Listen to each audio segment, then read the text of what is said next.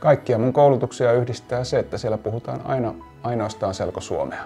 No, Parantainenhan on tyypillinen populisti, joka oikoo ja yksinkertaistaa monimutkaisia asioita ja ei ymmärrä, että maailma ei vaan ole näin helppo.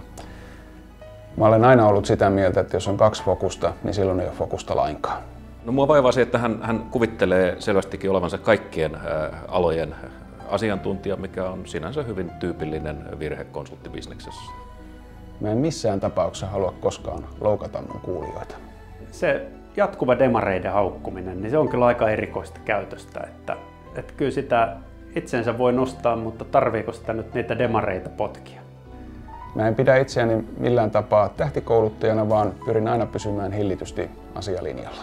Hänellä on aika erikoinen tapa korostaa itseään kiroilemalla, ikään kuin säädyttömyys jollain tavalla vahvistaisi ajattelun voimaa.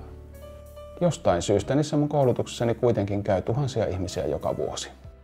Pönöttävätkö asiantuntijasi pihalla kuin Parantainen? Luulevatko hekin liikoja itsestään? Muuta asiantuntijoidesi koko osaaminen rahaksi. He tarvitsevat pikakurssin. Se on Noste-tuotteistamo.